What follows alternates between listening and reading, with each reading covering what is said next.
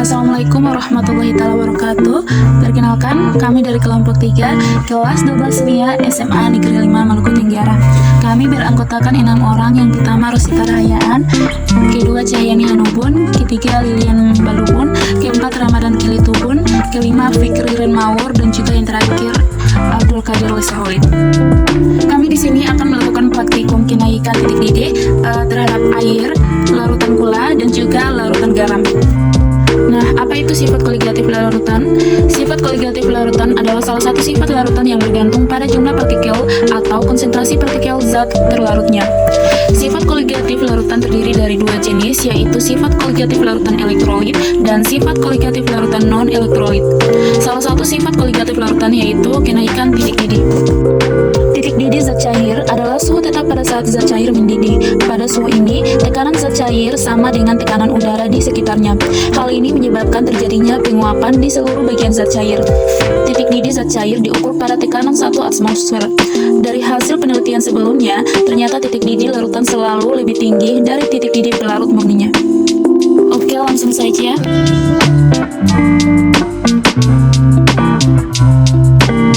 Hey teman-teman semua, kali ini kami akan melakukan praktikum sederhana kenaikan titik didih pada materi sifat koligatif larutan.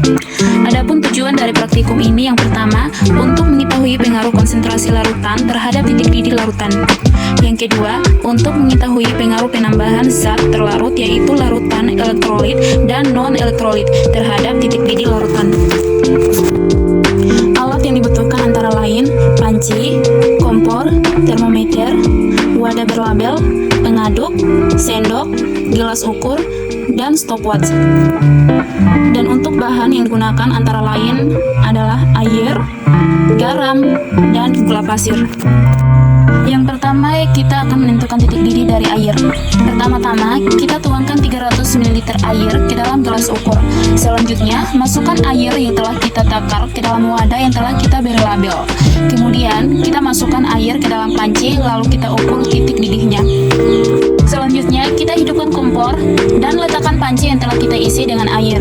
Diikuti dengan pengukuran suhu hingga mendidih suhu konstan dan diikuti dengan menyalakan stopwatch. Yang kedua, kita akan menentukan titik didih dari larutan gula 2 sendok makan. Yang pertama, masukkan 300 ml air ke dalam gelas ukur, lalu masukkan ke dalam wadah yang telah kita beri label. Selanjutnya, kita tambahkan dengan 2 sendok makan gula pasir dan kita aduk hingga memungkit. Selanjutnya, kita akan menentukan titik didih dari larutan gula 2 sendok makan hingga suhu konstan, diikuti dengan menyalakan stopwatch. Yang ketiga, kita akan menentukan titik didih air dari larutan garam. Pertama-tama, kita akan membuat larutan garam 2 sendok makan dengan cara tuangkan 300 ml air ke dalam gelas ukur. Kemudian, kita masukkan ke dalam wadah yang telah kita beri label. Kemudian, kita tambahkan dengan 2 sendok makan garam, lalu kita aduk hingga memungkit. Selanjutnya, kita akan mengukur titik didih dari larutan garam 2 sendok makan diikuti dengan menyalakan stopwatch.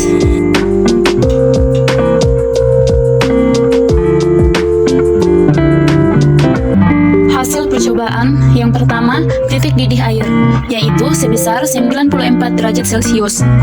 Dengan waktu yang dibutuhkan untuk mendidih hingga suhu konstan yaitu 2 menit 55 detik. Titik didih larutan gula. A. Larutan gula 2 sendok.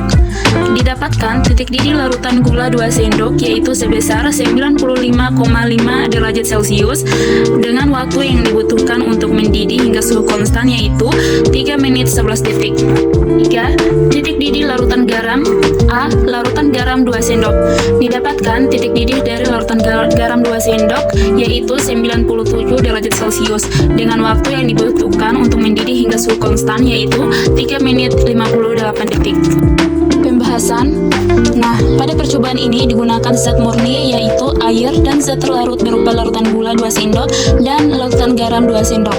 Ketika diukur suhunya atau titik didihnya, maka titik didih dari larutan gula dan garam akan lebih besar dari air. Peristiwa ini disebut kenaikan titik didih larutan. Hal ini bisa terjadi karena adanya penambahan zat terlarut berupa gula dan garam dengan konsentrasi berbeda mengakibatkan larutan lebih sulit atau lama untuk mendidih sehingga dibutuhkan suhu yang tinggi untuk mendidihkannya. Oh ya guys, adanya partikel zat terlarut menghalangi pelarut murni untuk menguap sehingga titik didih zat terlarut akan lebih besar dari pelarut murninya. Oleh karena itu, titik didih air lebih kecil dari titik didih larutan gula dan garam. Hasil percobaan, titik didih air lebih kecil dari titik didih larutan gula 2 sendok. Titik didih larutan gula 2 sendok lebih kecil titik didih larutan garam 2 sendok. Titik didih dari larutan garam lebih besar daripada titik didih larutan gula. Hal ini dikarenakan larutan garam merupakan larutan elektrolit, sedangkan larutan gula merupakan larutan non-elektrolit. Konsentrasi zat pelarut juga mempengaruhi titik didih larutan. Semakin besar konsentrasinya, maka titik didih larutan juga akan semakin besar. Kesimpulan, dari hasil percobaan dapat disimpulkan bahwa pertama, titik didih dipengaruhi oleh konsentrasi larutan. Semakin besar konsentrasi larutan, maka semakin besar titik didih larutan. Yang kedua, titik didih dipengaruhi oleh zat terlarut yaitu elektrolit dan non-elektrolit. Titik didih dari larutan elektrolit akan lebih besar dari titik didih larutan non-elektrolit. Terima kasih. Wassalamualaikum warahmatullahi wabarakatuh.